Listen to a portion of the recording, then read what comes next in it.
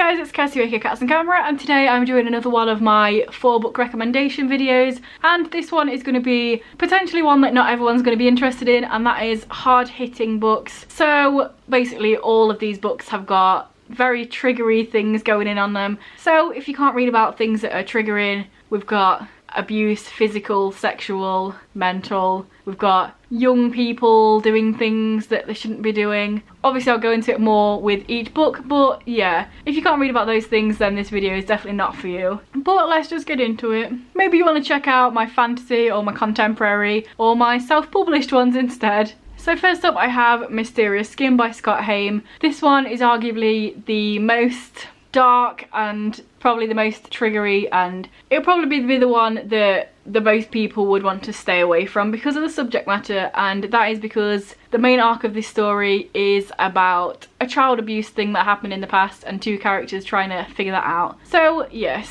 this follows two characters, Brian and Neil. So when Brian was 8, he was found bleeding under the crawl space of his house, and something so traumatic happened to him that he can't remember 5 hours of his life, and his side of the story is him trying to figure out what happened. He believes he was abducted by aliens, so he's trying to find out more about that, talks to people who have also been abducted by aliens, trying to find out what the aliens did and why they did it and what they wanted with him. And on the flip side of that we have Neil, who remembers exactly what happened to him. He's kind of accepted it as normal, and now he's 18, he's a sex worker, he's a hustler, and he believes that this sexual abuse that happened to him as a young child was fine and it wasn't abuse, and he felt like he was in a relationship with this older guy rather than it being not normal. So his part of the story is about him sort of coming to terms with the fact that no, he wasn't in love with this guy and this guy wasn't in love with him, it was abuse. And their stories kind of come together and they're both figuring out what actually happened to them as children, and as you can tell, of course, it's very, very dark. Trigger warnings obviously for sexual abuse, but also there's some physical abuse as well within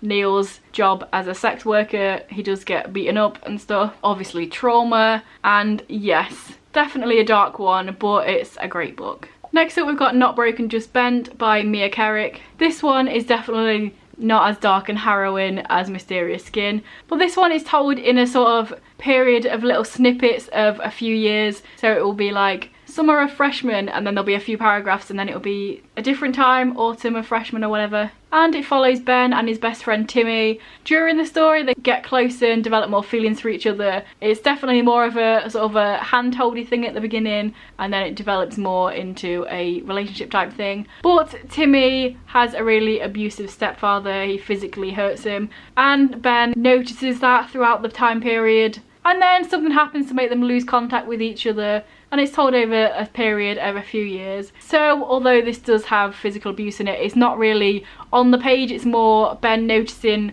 the bruises and stuff after it happens, so it's not as harrowing as Mysterious Skin, definitely, and it's more physical rather than sexual, so there's none of that. But this is a great book, they're really cute together, bless them. The writing is so good, I proper felt like this voice was this teenage boy. It's written so well, so definitely check it out if it sounds like something you'd be interested in. Next up we have Cinnamon Toast and the End of the World by Janet E. Cameron. This one is kind of deceiving with the title and the cover. It seems like it's going to be a happy-go-lucky book, but it's kind of dark, some dark stuff happening here. Basically, our main character Stephen realises he's in love with his best friend who is a boy, and this is set in the 80s, so there's quite a bit of homophobia that goes on. Trigger warnings for homophobic violence, because there is a scene where he gets beaten up really badly in here and it's quite shocking, so obviously I'm going to mention that and tell you about that. But yes, this is more on here because it's dark just in the tone rather than a lot of abuse and trauma happening.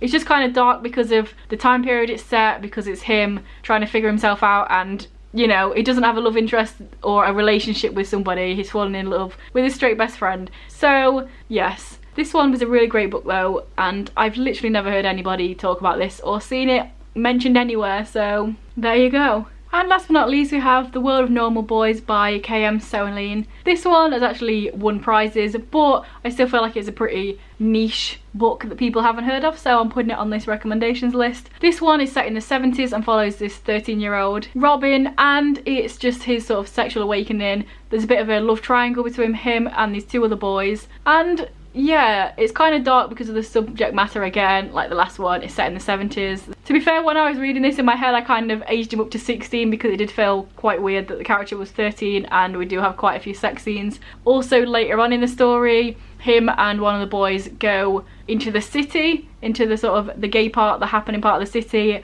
and they meet some not so great characters, some pretty seedy characters who want to do sexual stuff with them even though they're really young, and that's quite unnerving to read. It's not great, but it's a really great book. I mean, like I said, it's literally won prizes, so obviously it's going to be really good. There's also a family aspect in here. Something happened to his brother, so his parents not really paying much attention to him, they're paying more attention to his brother, and the whole family dynamic is not great at the moment. But like I said, it's a really good book. You should definitely check it out if all those things sound like things you can read about. There's also a sequel to this where it's Robin at age 18 or 19, I think. I own it, but I've not read it yet, so I'm not sure how that one stacks up to the first book. So yeah, there we go. They were my hard-hitting recommendations. Obviously trigger warnings for a lot of things there if you don't like reading about certain things, and don't pick these up. But if you enjoy a hard-hitting contemporary, then definitely check these ones out. So yeah, let me know down below if you've read any of these or put any more recommendations for hard-hitting contemporary in there. The whole point of these recommendation videos is to point out books that people may not have heard of, so if you're going to tell me a book that everyone knows about, I mean, you can, but that's kind of not the point of recommending books that everybody knows. If this is your first video by me and you enjoy it, and please check out some of my others. I have several more videos in this recommendations type of way, so definitely check them out. And if you continue to enjoy them, please subscribe, that'd be awesome. Anyway guys, I'll see you in a few days with another video. Bye.